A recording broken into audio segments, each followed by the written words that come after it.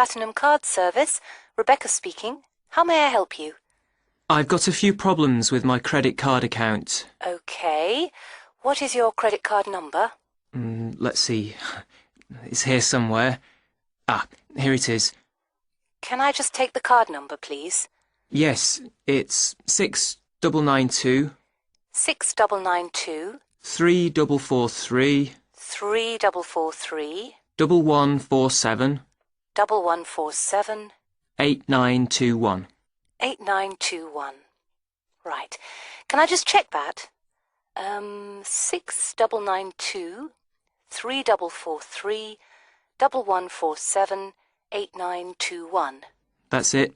And your name? Carlos da Silva. I just need to check a few details for identification and security, if you'll bear with me. That's okay. And what's your postcode? SE1 8PB. SE1 8PB. That's it. Vauxhall Close, London? Yes, that's right. And the house number? 43. And can you give me your date of birth? 13th of the 7th, 63. And one further check, if I may. Can you give me your mother's maiden name? Yes, it's Moore. Is that M-O-O-R-E? Yes, that's it. Yes. Now, can we get on with this? Yes, sir, certainly. I'm sure you'll appreciate that all these checks are necessary for security reasons. So, what exactly is the problem? Problems? Okay. Well, first, your computer seems to have gone mad. I sent you £500, and on the statement for the account, it shows that I only paid £300. Yes. The account does only show £300 was paid. Well, I paid the £500 in at the bank, and I have my receipt, and my bank statement shows that £500 has been taken from my account. Oh, I see. What I'll do is check with the bank and see what they say. OK. You said there was something else? Yes, as if that wasn't enough. My account shows that £107.27 was paid to a company called Pan Express. I don't know who this is. Let's have a look. Well, it is genuine. I can assure you it's not mine. It was made on the evening of the 12th of May. Maybe it's a restaurant bill you forgot about? There's no way that... Oh, wait, hold on. Yes. Oh, it's okay. I've just realised what it is. It is a restaurant bill. The name of the company is different from the name of the restaurant. My mistake. I'm sorry. That's okay. Was there anything else? I don't know if I dare. What is it, anyway? Well, it's, the amount of interest seems to have gone up. If you look at your statement for April, you'll see that the rate went down from 16.27% to 14.99% that month. Oh, yes, you're right. Was that everything? Yes, basically, it is. OK. And can you check my payment? Oh, yes, I'll do it. Can I phone you back? I'll be at home for the next 2 hours. I have to leave at 11. Right. What's your number? 020 7989 7182. Hold on. 020 7979? No, it's 7989, and then 7182. So it's 020 7989 7182. Yes, that's it. OK, I'll phone you straight back. Thanks. Bye. And now, let's hear what Mr. Gold has to say about kicking the habit of smoking. It was connected with wanting to change your life and your desire to become an actor. Is that right, Mr. Gold? Yes. So, can you tell our listeners a bit more about how you managed to give up? Well, I enrolled on a variety of evening courses where I found I wasn't able to do the warm-up sessions. Bending down to touch my toes made me breathless. Even though I hated to admit it, the problem wasn't so much my sitting around all the time, but my 15 to 20 a day smoking habit. If I'd been able to limit myself to 3 or 4 cigarettes a day, there'd have been no problem, but I was seriously addicted. And I'm talking about waking up at 3 a.m. dying for a cigarette, or, in the days before 24-hour shopping, driving across London at night to buy a packet of cigarettes when I ran out. But above all, my addiction meant making sure I never ran out, at the expense of everything else, including necessities. So what did you do? The thought of all my past attempts to give up just wouldn't go away. This was something that had constantly been on my mind, especially first thing in the morning with the chest pains, coughing fits and headaches, not to mention the frequent colds and throat infections. But I couldn't imagine life without smoking. I also enjoyed my life, but the thing I longed for most was to escape the trap of a job I was bored with. I knew what I wanted, and I understood something else too. This time I was going to keep my little plan a secret. On the 1st of July, I managed to get through 24 hours without a single cigarette. The next day I got to 48 hours. Then I aimed for 100, 500, 1,000. Easy. It was my own little private game, and I was winning it. If anyone mentioned they hadn't seen me smoking, I simply said I was cutting down. I had to be sure of success. Eventually, a month passed, and I felt safe enough to come out. I'd lost count of the number of hours I'd gone without a cigarette. All I suffered was a couple of bad headaches, and then I was set for my most healthy year ever. Not one single cold for over 12 months. I now realise that the secret of my success was to look upon this as an exciting adventure, a way of helping me to become an actor. And because nobody knew what I was up to, I never once feared the accusation of having no willpower if I failed. With the right attitude, the whole thing turned out to be a lot easier than expected. I finally did get into much better physical shape, go to drama school, and become a professional actor. Very interesting indeed. I'm sure we all wish we had Mr. Gould's determination. Well, thank you very much, Mr. Gould.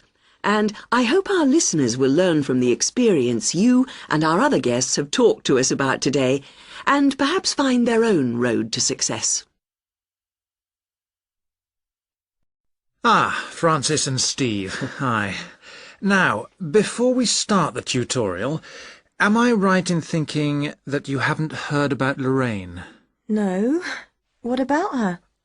She's already left. What? Well, she hasn't told anyone. You sound surprised.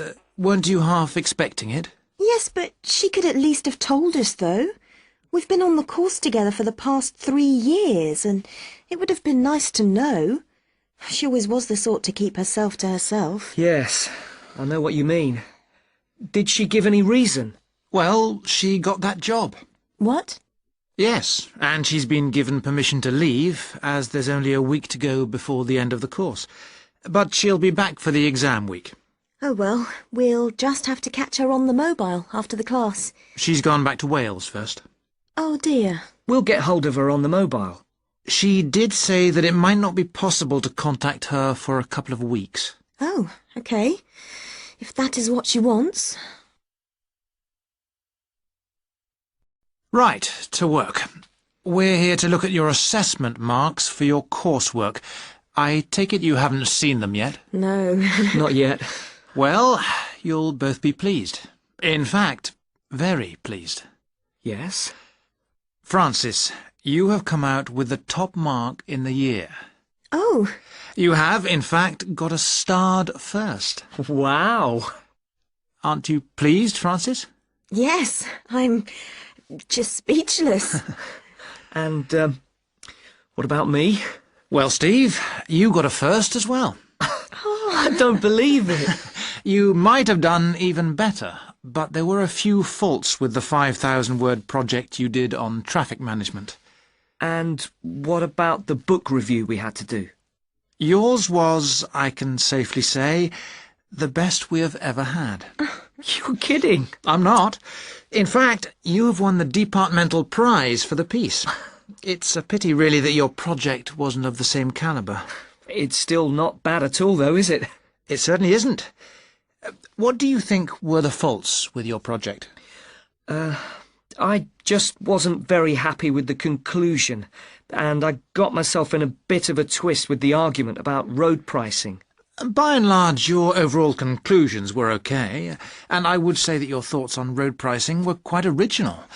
The problem was more with the actual end. It was a bit disappointing.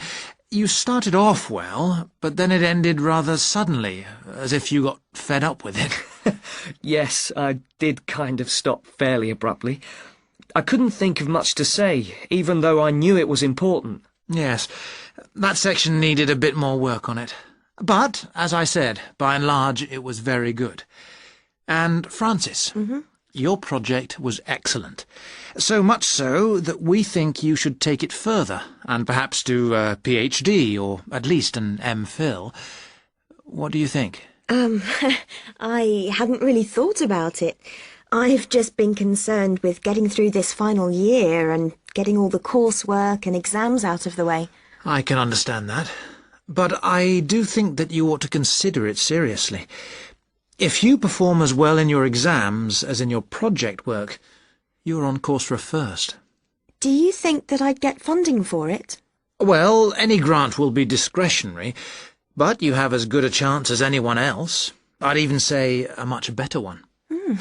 If you do get a first, it'll be the only one we've had in this department for 3 years. And I'd be happy to be your supervisor. Thanks. I'd like that. Do you think I should start applying for it now, or wait until after the exams? I think you must really start thinking about it as soon as you can. And Steve, what about you? Have you thought about going on to do research? I have thought about it, but I have a job lined up if I get a good degree, and quite honestly, I am fed up with not having enough money to do the things I would like to do. I can understand that. Is there anything that either of you would like to talk about? Yeah, I have a couple of things I'd like to ask, if you don't mind. Okay. We have roughly 20 minutes left, so, Steve, would you like to go first? Right.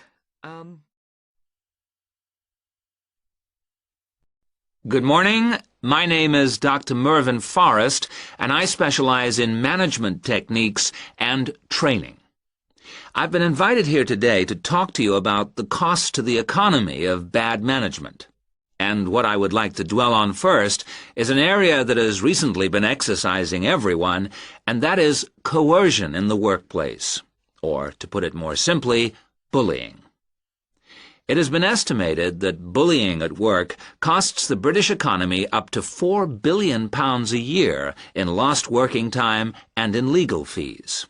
And with the problem apparently on the increase, it is time that managers took on board what is happening.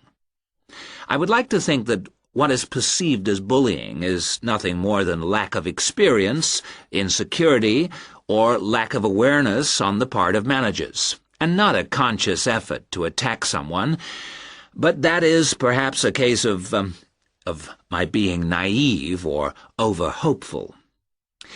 Before we break up into groups to look at the first task on the handout you've got, I'd like to give you a start with some of the main bullying methods that have been identified so far. Basically, what I'm going to do here is to give you examples of 1 or 2 points. Can you all read the OHP clearly? Yes? Right, off we go. The first item on the list is giving people tasks which managers themselves cannot do and which are therefore impossible to achieve.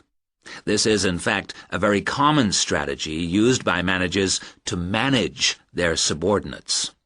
It gives certain people a false sense of security as they watch others failing while they try to achieve the goals set.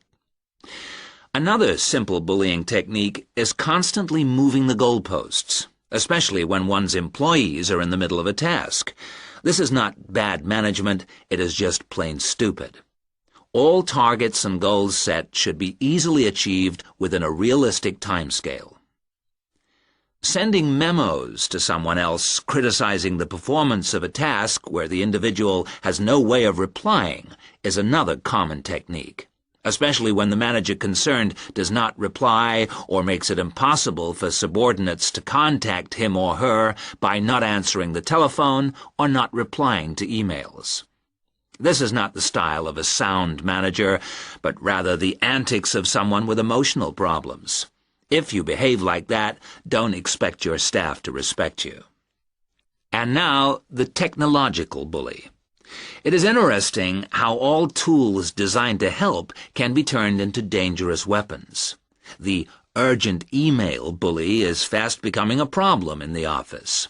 Employees turn on their computers to be faced with a string of badly worded emails, making instant and often unrealistic demands, which reveal the hysteria mode of management. Have you ever felt a sense of dread before looking at your email, even your personal messages? All companies should develop a company strategy whereby there is an email code of practice, with offensive messages being forwarded to a designated person for appropriate action. I would now like you to break up into groups and brainstorm other bullying techniques which you think you may have experienced, and, perhaps, if you're honest, which you have been party to. I can think of at least 9 more bullying strategies. I would also like you to consider ways in which you think that each of the techniques on your list can be countered. Is everyone clear as to what the task is? Yes? Okay. You've got 20 minutes to do this.